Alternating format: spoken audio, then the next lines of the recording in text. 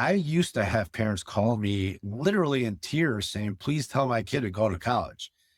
And I'm like, Mrs. Jones, I will promise you, I will have your son or daughter educated.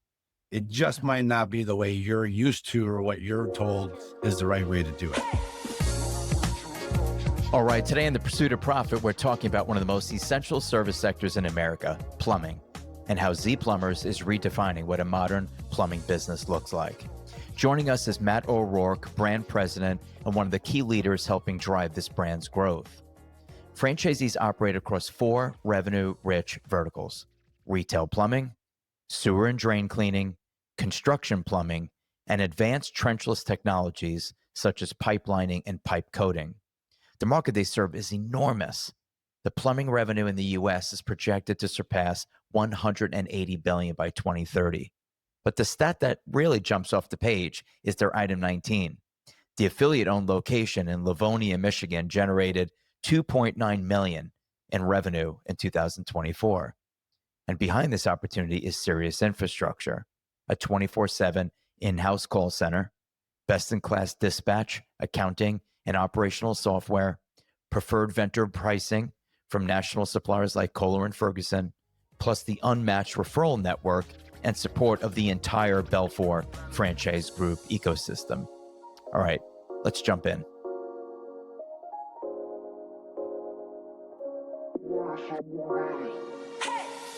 I love this category. I love anything involving the use of tools. I'm a huge fan of it, which actually brings me to my opening question for you. So, Matt, give us your founder story, right? You have this post-college story, which is fascinating. You go from like, I'm going to be a teacher. And then it's like, you know what? Let me pivot over to nursing. And then we end up in plumbing. And all these fields are at least within the I want to help people vertical. Right. Exactly right. Clearly, you're just a great human being because you really do want to give back and help others. So how did you go through all those iterations of what you're going to do and then end up creating Z Plumberz and now part of Belfor, one of the largest corporations on the planet? I really started when I was about 12.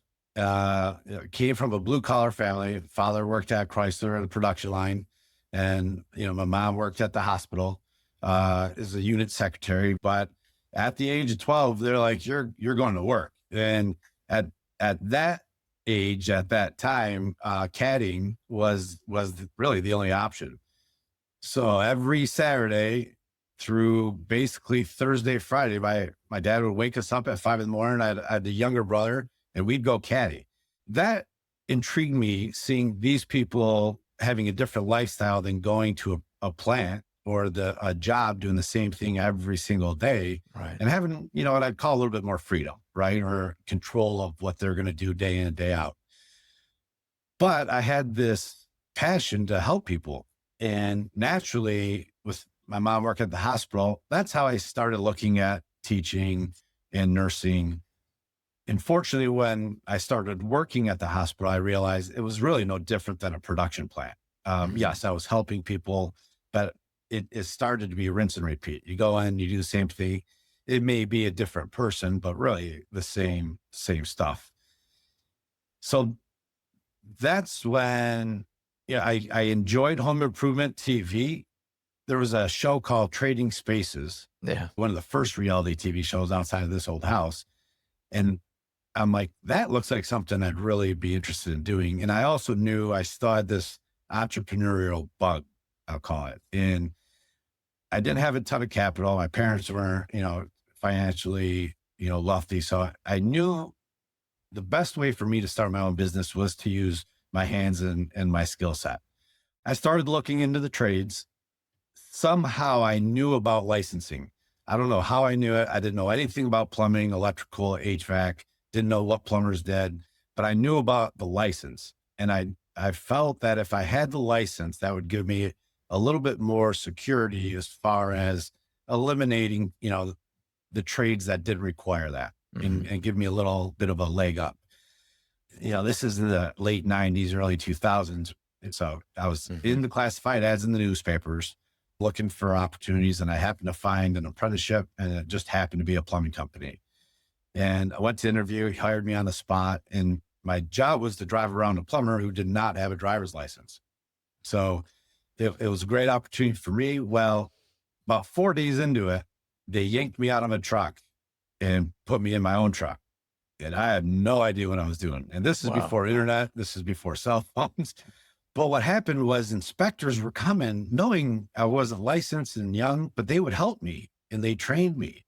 And it Wow. started to build a comfort level with inspectors, municipalities, and a whole level of people that most tradespeople kind of shy away from, and I was just very, very, very fortunate how many people helped me through that. And Yeah. from there, I was used to structure business school. I learned about org charts and financials, and I was seeing an unorganized or unstructured, small plumbing company. Great people, friends to this day, but yeah, really not the great business minds. And I think what happens is you've got tradespeople we work with our hands and our heads. We can go do the work, but a lot of these folks haven't had that business background or that education. So that's what really started to see the opportunity in the trade. Like, okay, so there's a lot of these small mom and pop type companies. And I'm like, man, can you imagine if you could wrangle them all in and build a business off of it with retention and showing opportunity and career paths? Most people don't get the full story when they start exploring franchising, so they make mistakes that cost them big. That's why my business partner, Justin Guevara, and I wrote Beyond the Brand, The Entrepreneur's Guide to Fearless Franchising. It is our proven 6-step process at Franchisee to help you find the right franchise, avoid costly pitfalls, and build a business that truly fits your goals. Grab your copy of Beyond the Brand on Amazon or any major book retailer and start building your future fearlessly. So I did that. And I ultimately, once I get my journeyman's license, I decide to move. And that's really where I started to see, private equity, retail plumbing service, really a whole different side of plumbing I had not known to this point. But I knew the trades now. So I was mechanically inclined. I knew what I was doing. Now I'm learning. I become service manager. And ultimately, I was going to be the exit strategy for that owner. We were doing really well. We grew the business. And I put a lot of sweat equity with the idea that I was going to purchase his business and he was going to retire. But I guess we did a little too well. We attracted some private equity and the owner decides to sell to them. And, I was still pretty young and young family. I was not in a position to outbid a private equity firm and wasn't happy about it. This is early 2007. I go online, I find a .com. Mm-hmm. I buy it the next day. I'm in business, and it's not Z Plumberz. It's not Z Plumberz. It's Plumbing Professors. Okay. Yep. Going on Craigslist, just hunting for work. Again, this is still really before the pay-per-click and all of that stuff. Yellow Pages was still big, but I had missed that window. So the next 6 months, I'm just networking. The plumbers I had hired at the last place start coming to me. And they're like, we want to work for you. And I'm like, well, I'm just starting off. I can't, I don't have enough work for you. Well, they came on anyways. They said, you'll figure it out. And it really was a blessing because it forced me out of that truck. And I started focusing on networking, marketing. And I started to make a game of it, believe it or not, Cliff. I was like, if I get a call, I want to be able to get there today. And the only way to do that is if I had another truck to be able to get another plumber there. And instead of looking like I'm going to be 100% at capacity with a truck before I had another one, I started to do it by day. If I couldn't get to your home, then I needed another truck with the idea. I knew if I can get to your home and you have water pouring out of your ceiling, I'm going to get that work.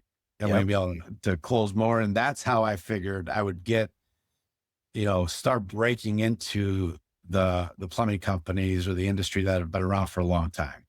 I hit the ground running. I get it's about 40 trucks. And then I started going into markets like Grand Rapids, Columbus, Ohio, Toledo, Ohio, Windsor, Ontario.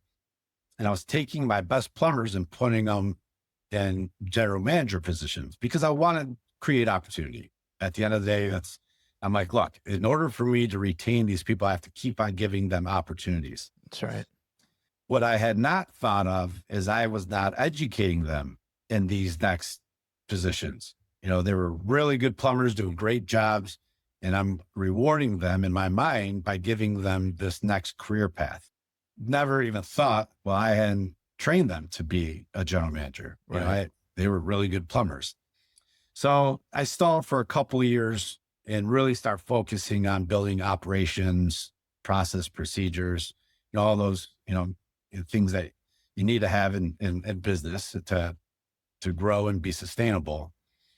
And I kind of I was golfing, kind of complaining. Well, the person I was with happened to be a franchise attorney. And that's what really opened my eyes to maybe the model I had wasn't really the model for what I was trying to accomplish. Because ultimately, again, that entrepreneur spirit, when you have a plumber that wants to own their own business, they're going to do it. And I'm not going to be the one to stop them. Mhm. But I knew enough that if we did it together, we can probably go a little bit further, farther, faster, and they would have more success. Because in the trades, you'll find plumbers go off on their own, electricians, HVAC, they do pretty well for about 2 or 3 years. And then they start to get burned out. Okay. Now they have to do accounting. Now they have to hire people and dispatchers and office managers and file taxes. And you'll see a lot of resumes where they are looking to get back into the trade. I just want to work. Right. So franchising was one of the ways that I could potentially help them get into business, Mhm. still be a part and help on the back end or the business operation side, and continue to educate and grow, all with keeping them on the same team. Start that. We get the FDD, you get the operation manual. Well, now I don't know that you have to register in every state and all that's going to entail. So I kind of stalled for about another year. And then I get a phone call one day from Rusty Amarante, who's the COO. Yep. And he invites me out to Ann Arbor, Michigan. He introduced himself as Belfor. And I worked with Belfor. I knew Belfor. They were local to me. I come out to Ann Arbor and I see what we have going on as far as training centers and the flood house. And he asked me if I knew I was there. And I said, talk about a plumbing job, I guess. And he's like, no, we're looking at franchising a plumbing business. And then they had heard about us and I was blown away. I mean, what an opportunity. I've always had the vision of becoming the largest home service provider. And I'd say danced for about 6 months and learned a lot through that process. And, we got the deal done. And at the time, Belfor Franchise Group had 1-800 water damage ducts and hoods. That's right. And then Blue Kangaroo Packouts and Z Plumberz were the next two.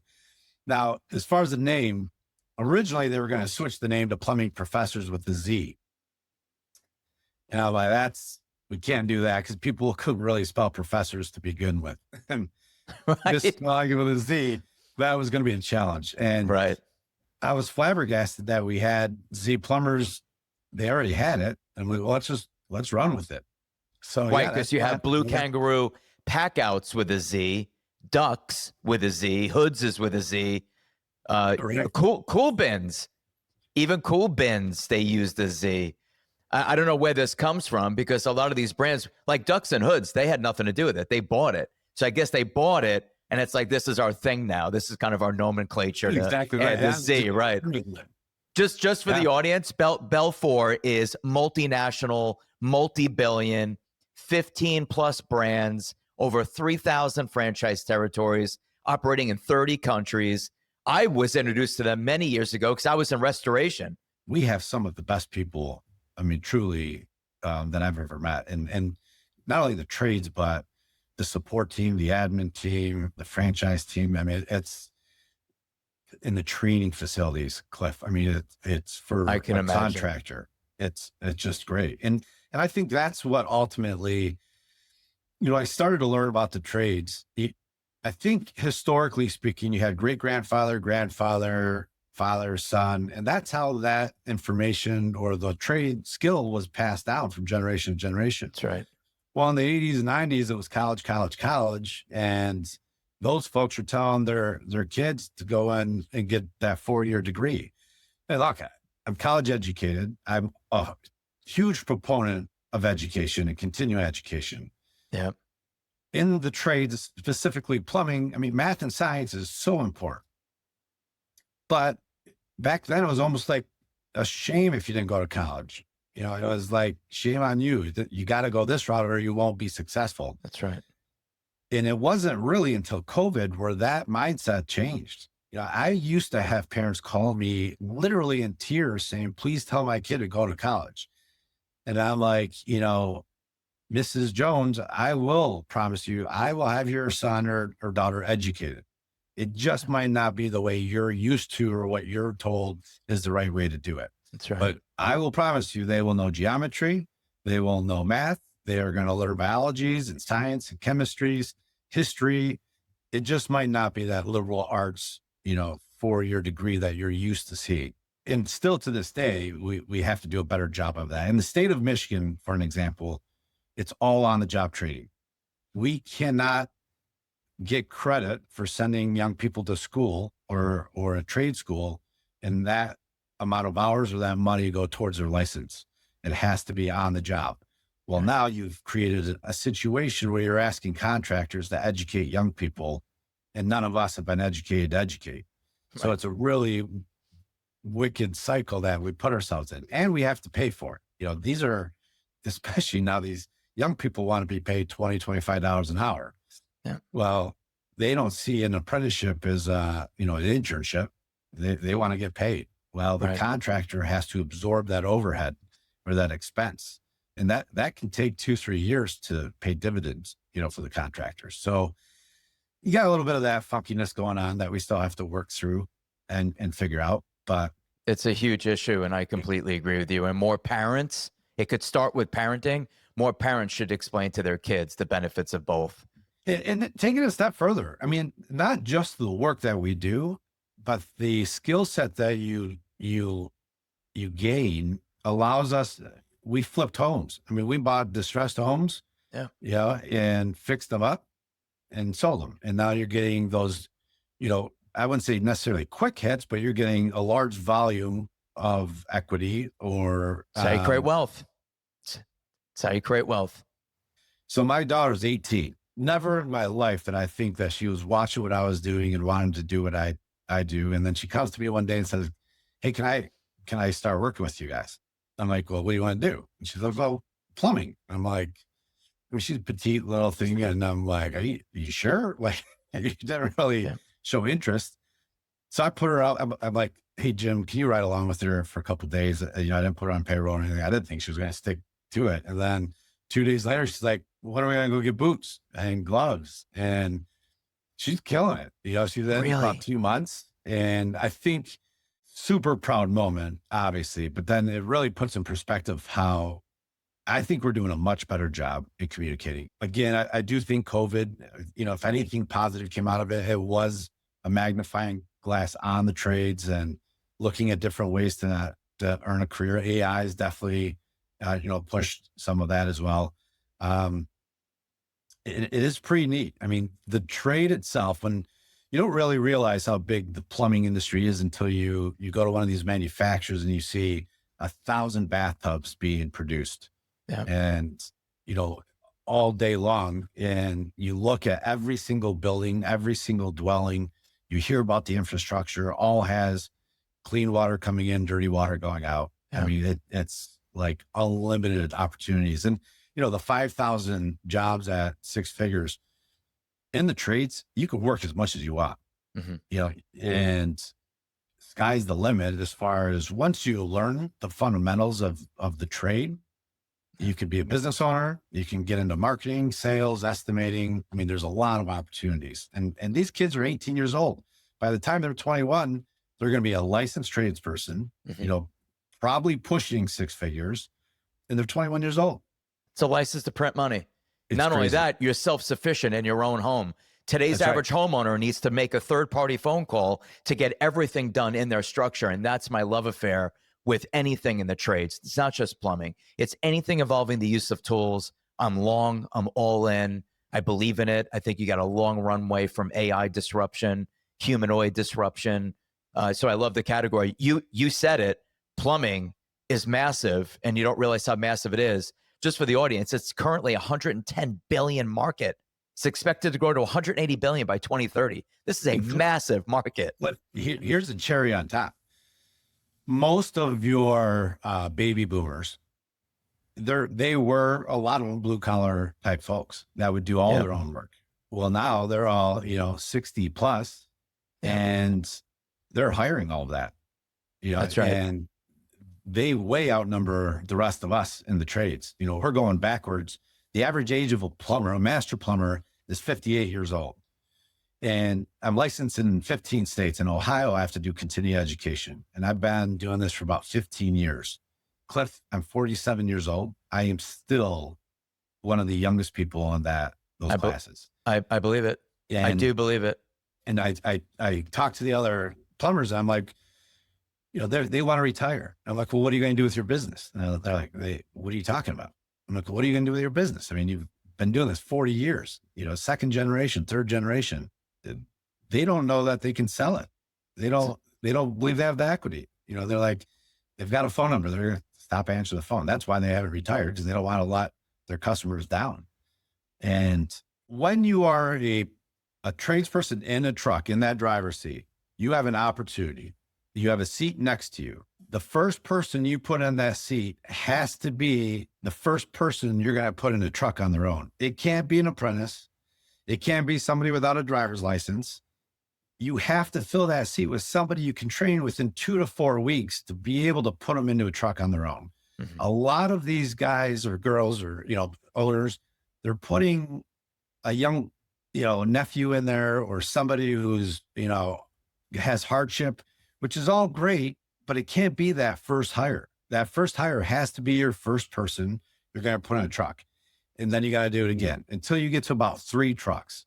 Mm-hmm. You got to think 3 trucks right from the beginning. You can't think 1 truck. You're going to spin your wheels. 2 trucks, you're going to pay the bills. That 3rd truck is when you start generating positive cash flow to start reinvesting into really making a difference. Mm-hmm. And then once you have 3, now you can get out of that truck full time and start building out that org chart. But keep in mind, these folks that are in that truck, they've never dispatched before. They haven't done office manager. So now you have to build a job description. You have to have job titles and org charts. And that makes them feel uncomfortable, because most of these folks haven't come from structure. They don't really know what that path looks like.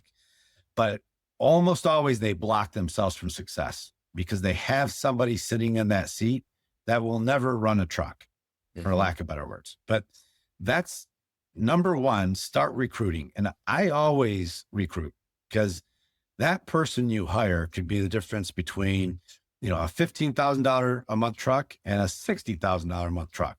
And if you find that person that can run that truck and be 90% self-sufficient, our job just becomes, how do I help you? What do I got to do to support you?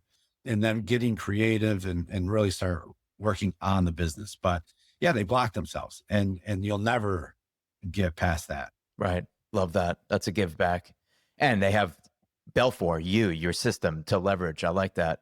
Let's talk to me a little bit about, the support that's being offered by Belfor. Like you talked about it, like you wouldn't believe the training facility. Like, for example, when I hear Belfor, I'm thinking that phone is going to be answered 24/7, 365. Maybe they're even doing scheduling. Maybe they're even doing a little lead gen, or maybe they're doing referrals between brands.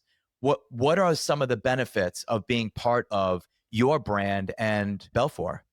Yeah, it's a little bit of all that, right, Cliff? I mean, we have owners that are coming from, a software engineering background. We have owners that are coming from the trades. We have owners in sales. So I think where Belfor Franchise Group as a whole, we share all of those resources, right? Yeah. Some owners may not want us to call them every day. Some we call every day to try to help. I use the word accountability. I don't know if that's still the right word, but I think that helps all of us, because we can lose focus. And when you're a business owner starting off, you're on an island in a lot of ways. And I always say you can't complain down, you got to complain up. And I feel like in franchising, we're life coaches, business coaches. But at the end of the day, I think the most important thing is answering that phone.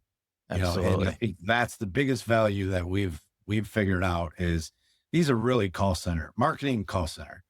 If you spend $1 or $40 or $100 on a lead, we have to capture that Mhm. because that is in essence profit. For every marketing dollar you spend, if you didn't spend it, it's going straight to the bottom line, right? So maximizing that opportunity is probably the number one thing that we try to do, generate that lead. Yeah. In our world, what better business to start than a business that somebody they need? They have to have it. It's not like you were starting a cookie store or something where we have to convince people to buy it. They need it. So I think that's number one. Number two, truly is understanding the business model and how to make money at it, right? Because in order to grow and get to that point, as I mentioned, you got to get to that third, fourth, and fifth truck. Well, how do I do that?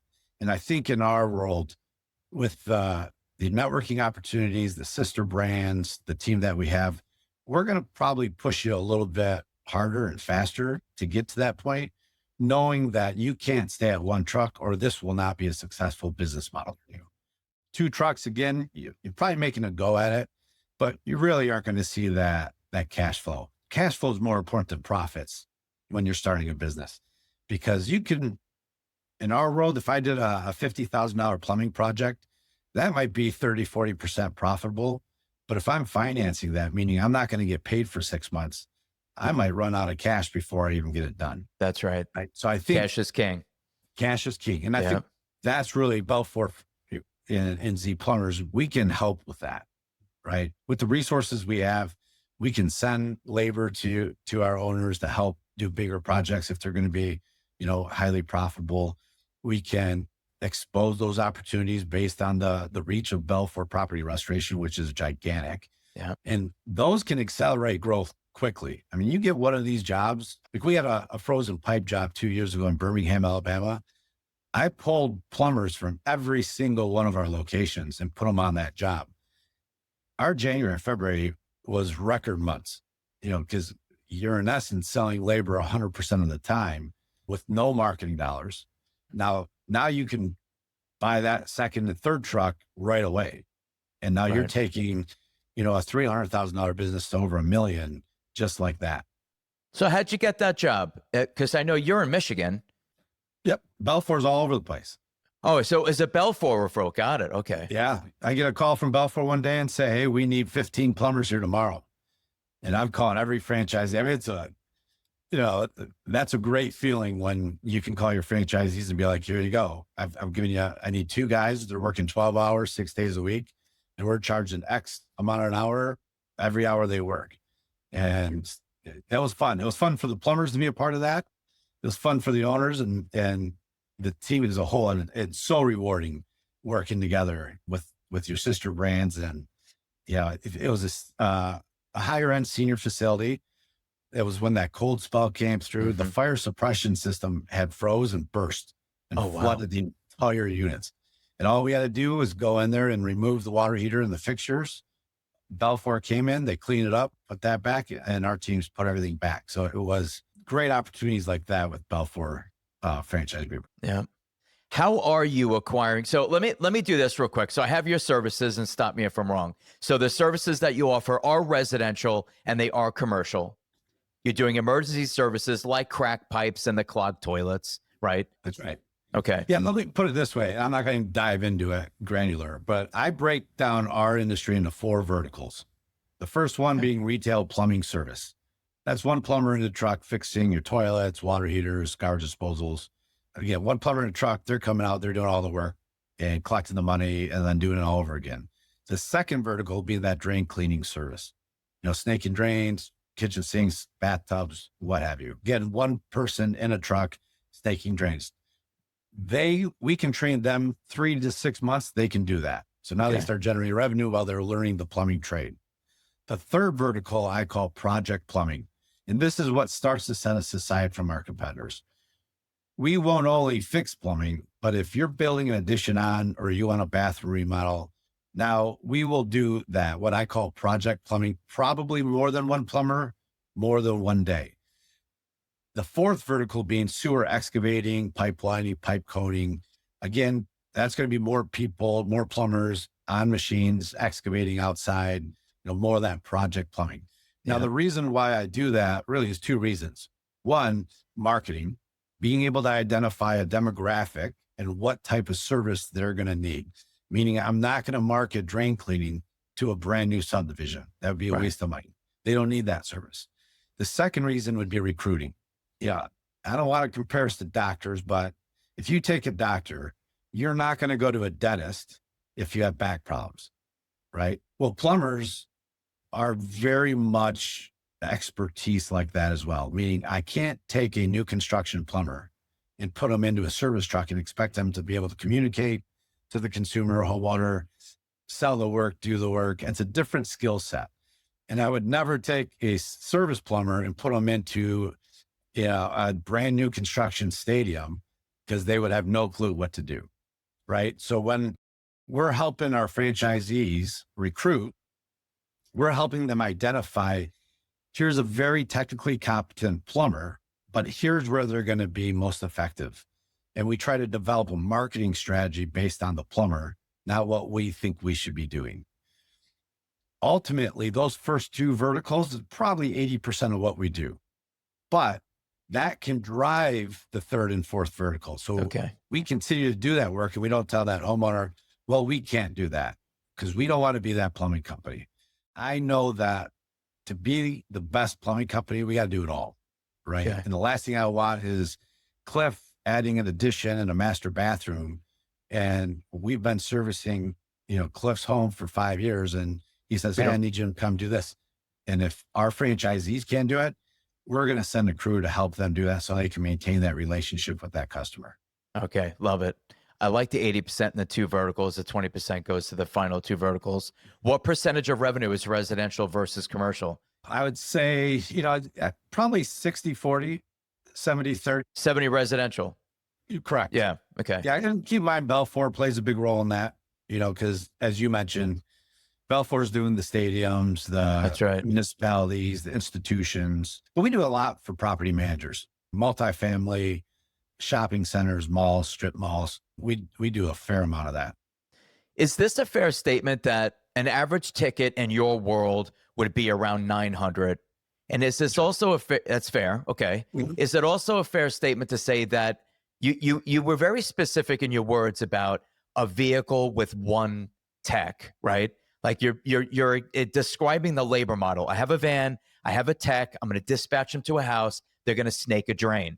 I don't have crazy labor. They're also learning how to do other things while they're generating revenue by snaking drains and clearing clogs. Is it fair to say that a van with a tech can generate 250, 300 a year in top line gross? We would say that would be conservative. That'd be conservative. Yeah. Okay. Yeah. That's what we're going to probably budget or build a pro forma off of. Around that. Okay. There's trucks doing more than double that. Wow. Yeah. Okay. Very interesting. And that really is that recruiting piece, right? There is a big difference between, let's just take my daughter who's 18, she turns 22. She's a licensed plumber. Look, not to be age discrimination, but there's a difference between a 22-year-old plumber and a 47-year-old master plumber, right? Absolutely. And what revenue potential that truck's going to be able to do, right? So that's really what I've tried to focus on over the last probably 10 years of how do we get that young person to that level and how does that look, as far as an org chart.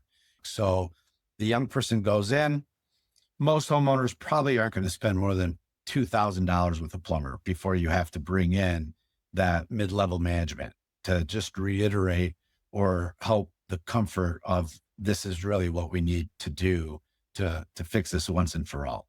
Right. Yeah. Because our infrastructure is aging, right? A lot of pipes in homes are 7,500 years old. That's right. And now you take a drain cleaning call to your point, you charge a couple $100, $300 for that. We find out there's tree roots or the pipe's broken underground. And now, that's $5,000, $6,000, $10,000 job. Right. Absolutely. So now that $25,000 a month per truck, one job can do 50% of that based on the, just the opportunities that present itself. Don't get me wrong. We don't sell. we look at educating homeowners to help them make a decision to buy. You could say good, better, best, gold, bronze, silver, or here's what you have to do. Here's Right. what you probably should do. And based on you telling me this is your forever home, here's what I would recommend. Right. Right. Interesting. Okay. I like that. The investment level, it's pretty wide. I wanted you to explain that. I'm showing 256 to like 418. Why the disparity? All right. So you have two things here, and we talked a lot about this. Yes, you only need one truck. You could run it from your home, and you need one set of equipment, and you have a plumbing company. I really encourage people come into this thinking 3 trucks, because I Okay. know you will not be happy with one truck working out of your house. It just isn't Okay. going to do what you think it's going to do. Now, in some markets, that may be ideal. Muncie, Indiana, or a rural area, then that might be a different business model. But you put one truck on the road in Los Angeles and you're going to fail pretty quickly. It just isn't going to work. So you got that 418.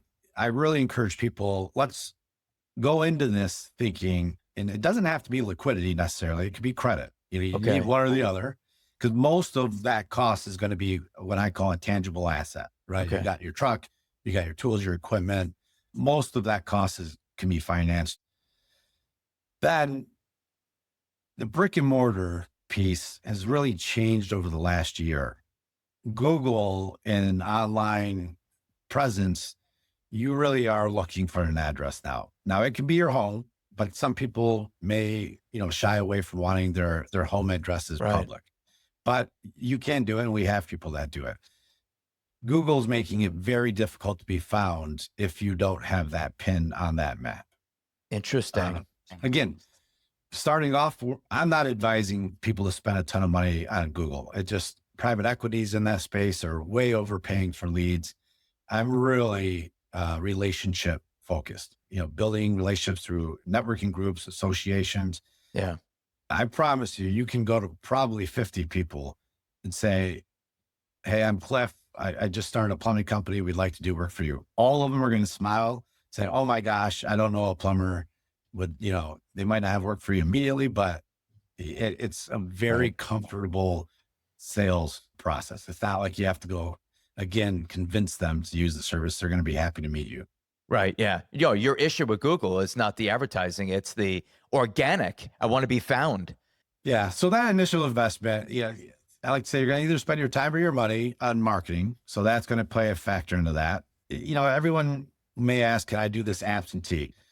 I think any business with a good model and org chart can be absentee, but it's going to take more liquidity to do that, hiring a general manager. And I would advise, if it's a relative or a friend, that's probably a little bit more comforting than having, somebody that you don't know come on and run your business for you. You got to scale it through, and that goes, using other people. I love the guidance, and I completely agree with you.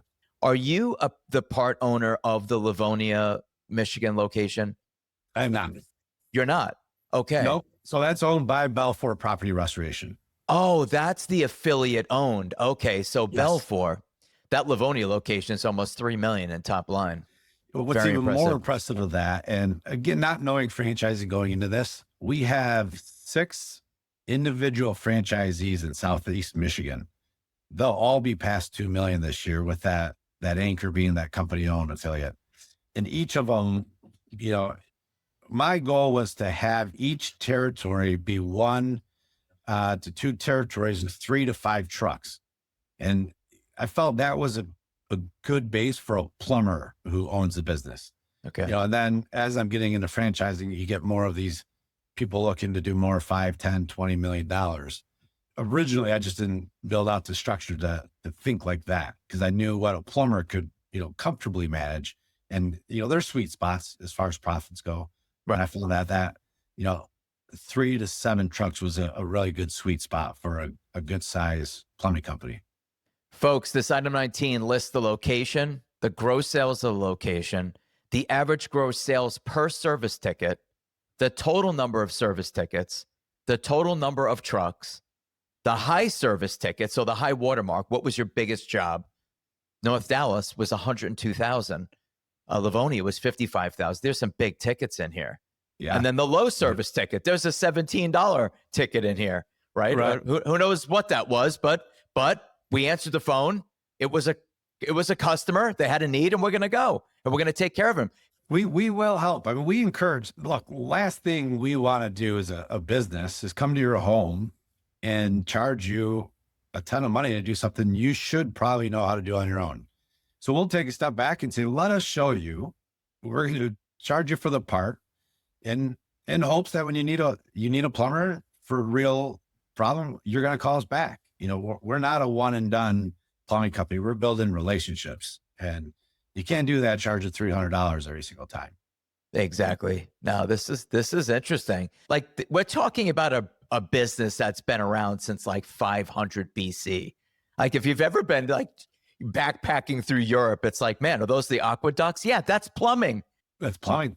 I didn't know that the origin of the word plumber is actually Latin from plumbum, which is actually lead pipes. How do you feel about everything's PEX now? All the piping, right?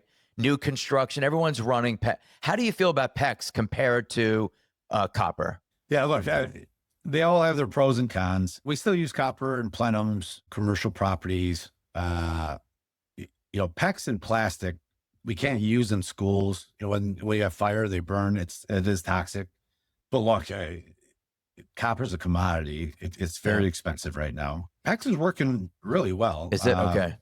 Yeah. Polybutylene, again, going back to science, there's all these different ethylene glycols and polyethylene and polybutylene and polyvinyl chloride. They each have their place depending on what you're using it for and what application. Okay. Yeah. So there's a lot out there that, again, going back to the plumbing technician coming to your home, these are the things that we're trying to educate them on.